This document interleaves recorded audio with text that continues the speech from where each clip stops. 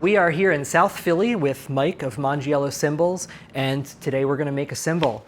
So tell me a little bit about what we're going to do here. Okay, so this program, I call it the Make Your Own Cymbal program, which makes sense. What I do is I invite people to come and hammer and lathe an 18-inch crash with me. So we take it from a raw piece of bronze right here, and we hammer it by hand and lathe it together, and at the end you leave with a finished instrument. Awesome. That's such a cool thing. Many of us don't ever get the opportunity to do that. So this is super exciting. I'm excited to make a video showing this off, but I'm also excited to have a new cymbal. So where do we start? Well, first things first, I'm gonna show you how to hammer. Okay, let's do it. So this is a question that I ask everybody that comes in. What is hammering? What is hammering? I think of it as a way to kind of stretch material, like pressing down to expand stuff out. That's a great answer. So a lot of drummers will be like, oh, this is what makes the sound, or this is what makes it more complex. And towards the end, yeah, that's true. But really what it is it's cold impact hardening of the metal. So you're squishing this piece of metal in between this piece of metal and another piece of metal. And that's the peen marks. So where does it go? It goes out in 360 degrees around the hammer. Now, it's not going to make an 18-inch blank into a 19-inch blank, but it is going to start stretching it. So that's what we're going to do. We're going to stretch it out and then tighten it from the other side, and stretch it and tighten it from the other side until it's the height, shape, and tension that we want. Once it's there, we'll take it over to the lathe. We'll remove material to get it, not only to get the crust off, to get it to the weight that we want, to get the taper in there, the weight differential from the center to the edge. That way, it can open up as a crash cymbal. Okay. Now, you're using a studio crash. For me personally, this is probably about 15, 16, I gotta weigh it. So it's probably somewhere around 1,700 grams right now as a blank, which is good. Once it's where we want it to be, we'll probably, for the studio, I'll probably take it into the 13s. This isn't going to be like a crazy loud cymbal. Right. You know, it's going to be, and there's tone in it already, you know, like it's, because there's a bell, there's tone. Right. That's, the bell is essentially an acoustic amplifier. Okay. So your volume of your cymbal is directly correlated to? Volume is correlated to the width and height of the bell, the width and height of the actual profile, and then the weight. It affects the pitch as well. So okay. You know, like higher weight, higher pitch, higher profile, higher pitch, but drier, lower profile, washier, a little more of that woody action, and lower volume and tone. And there's a million other factors too. But sure. We'll make, it's gonna be nice. Yeah, I have no doubt. What's really cool about doing this is I feel like it gives people a better understanding of their instrument. It gives people a better appreciation for this kind of cymbal, these kind of instruments, handmade instruments of any kind, like whether it's a guitar or drums or cymbal or whatever it is. It gives you a better idea, you know. And just so you know, you're gonna suck at it. Yeah. And I can fix 90% of the problems. I like that. Okay. I like those odds. So this blank is Turkish. A lot of times I will use either Turkish or Brazilian. I was trained by a master in Brazil, and he recently, the legalities have changed a little bit in Brazil, so he's able to export. So I get a lot of stuff from him. But this particular one is Turkish.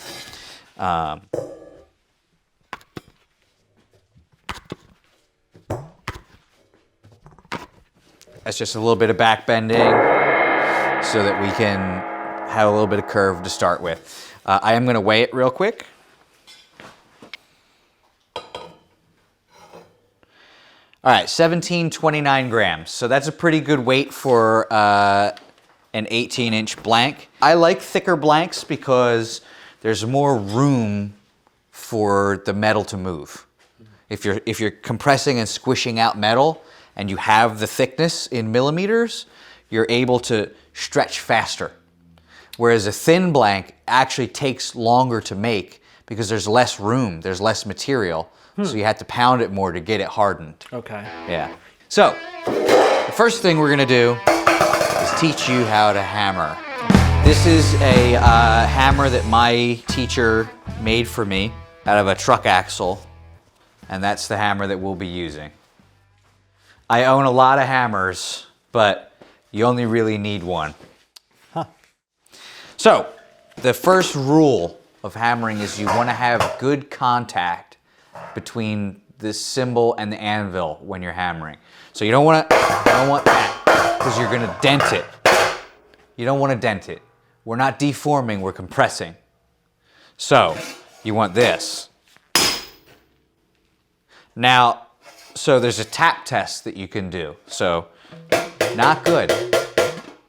Good. You'll feel it. So you want to manipulate the cymbal so that you're always making contact. And when you flip it over to a side, if you're hammering where like that, then you want to use the bevel of the anvil to sort of make sure you're making contact.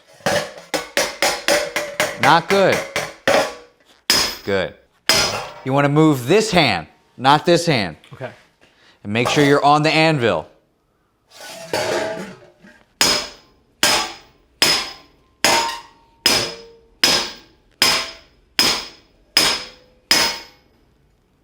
Okay. All right. First, just strike it a couple times, get a feel for the hammer.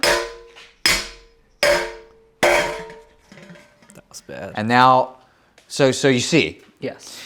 hit it harder. Not like that. Yeah. So definitely bring the hammer up higher. Okay. A little more oomph, that's all. Good, good.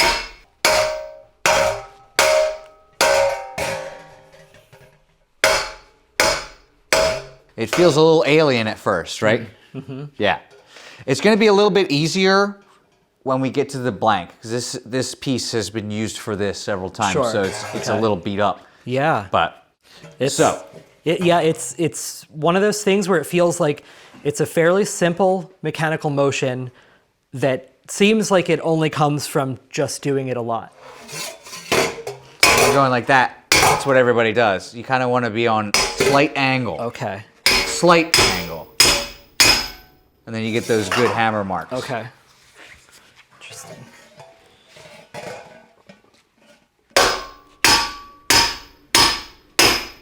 Yeah, I can see the difference in like the definition of the mark. Yep. Interesting.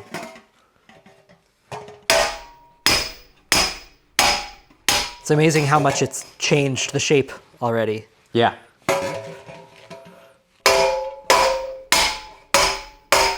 Yeah, because you're kind of just keeping this relationship, right? Yep. And then you're just like feeding this. It's all about the left hand just moving back and forth.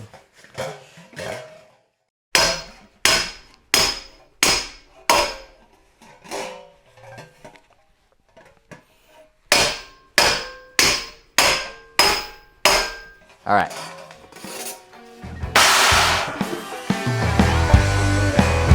Ready? I guess so. So that's your start line, obviously. So the two most important lines on a cymbal are this one here and this one here. This line works as an anchor, and this line works as a seal. This line sort of tells the cymbal that's where the profile ends. It squishes all the tension over out to it. Whereas this one sort of is like a tension anchor for the whole thing. So I'm going to start that line.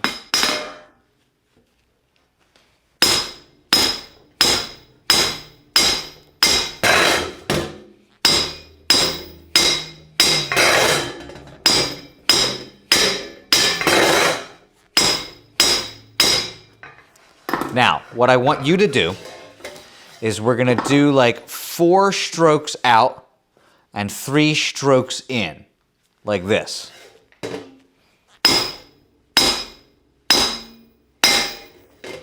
So 4 strokes, and then the other 3 coming back sort of in between, like this. Okay. Now you're going to do that all the way around, and that's going to be our initial pass. Okay. All right.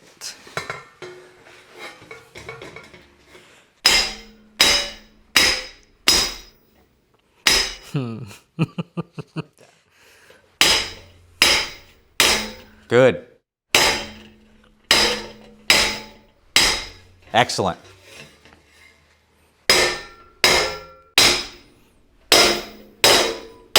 Excellent. That's your first pass. All right.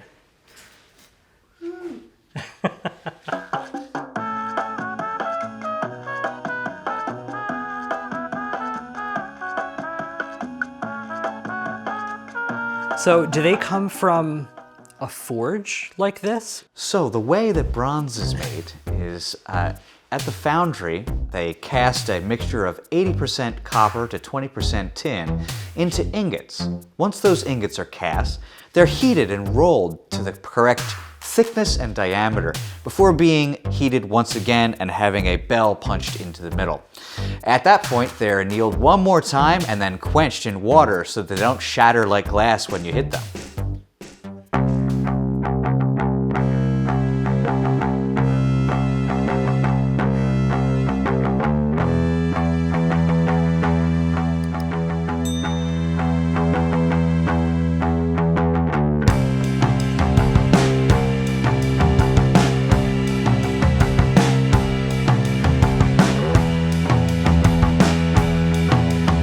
So now I'm going to do that seal on the outside like I was telling you, just to sort of tell the cymbal where the profile stops.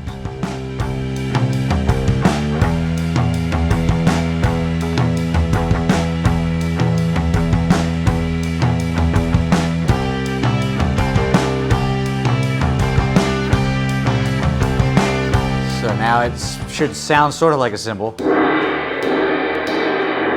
We're gonna keep going though. Still a little flat, you know? We want to have a little more life. So, now it's your turn.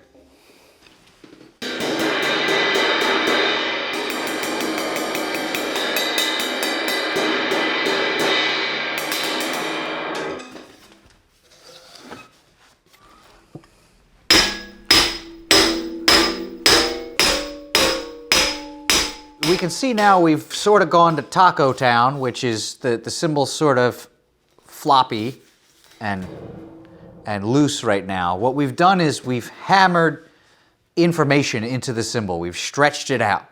And now what we need to do is tighten it from the other side so that it tightens into the shape that it needs to be.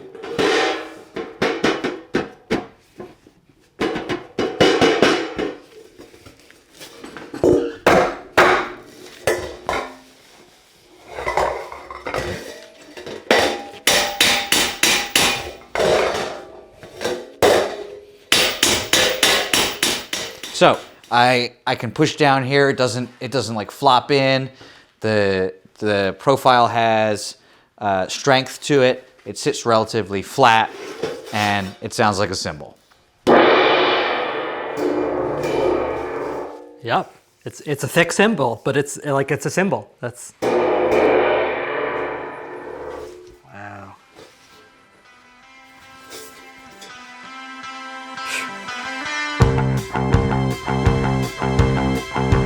So the cymbal is bolted down to the lathe and spun counterclockwise.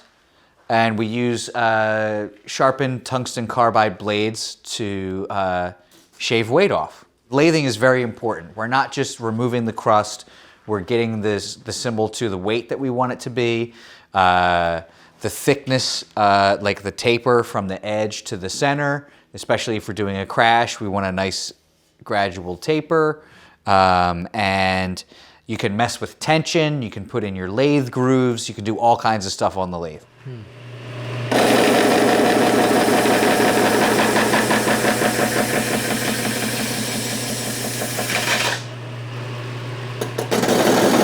Good, nice and slow, nice and slow.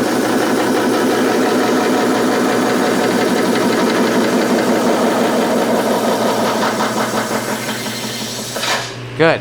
See, because we're removing material right now. You don't want to go too slow. Okay. Or Too fast, yeah. Yes. Yes. Nice and slow. Nice and slow.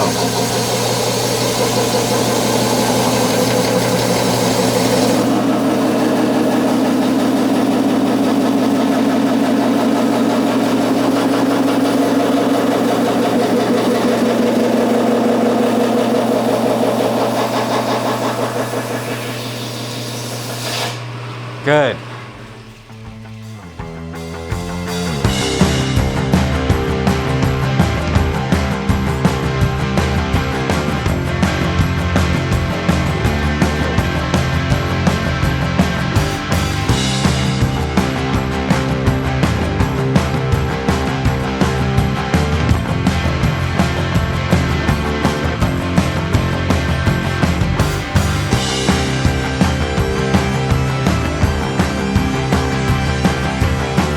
So, we're gonna weigh it so that we have an idea what we need to do on the top. But you're gonna notice that we just did all that work on the bottom, so it's gonna be floppy again. Ah. But now, it's turning into a cymbal. 1510, so that's still in the medium crash range. So we're gonna take off about 150-ish grams off the top.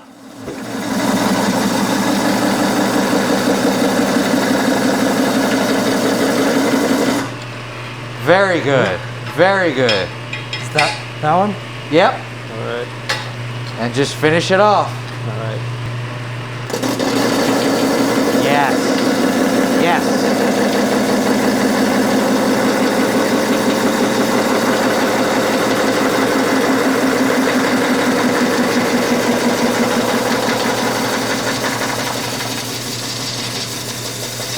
Hell yeah. Almost. Yes.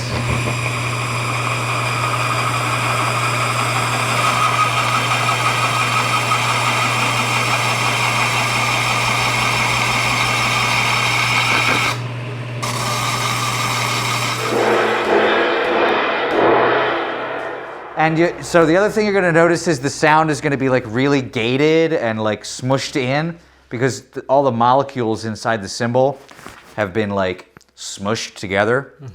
So after 24 to 48 hours after hammering and lathing, the sound opens back up. Oh. So like right now, it sounds good, but it's contained.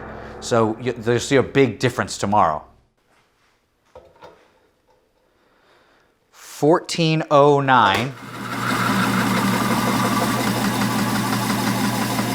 Nice and smooth. Good, good, good. Oh, I like that. Oh. Yes, when it smooths out like that, that is sick. All right, let's see, some nice grooves.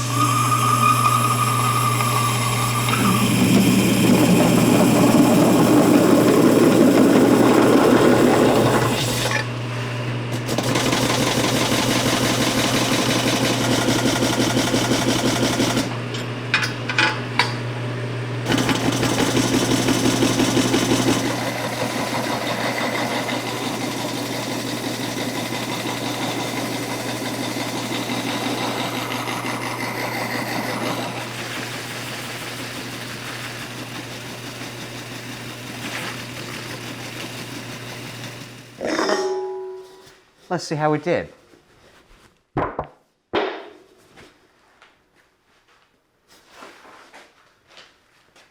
That is a handsome cymbal.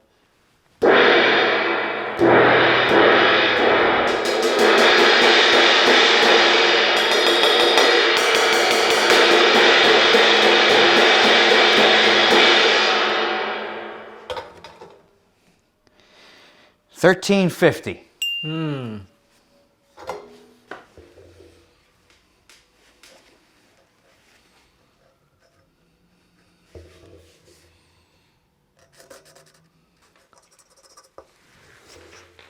And I want you to sign right here. Now it's a cymbal.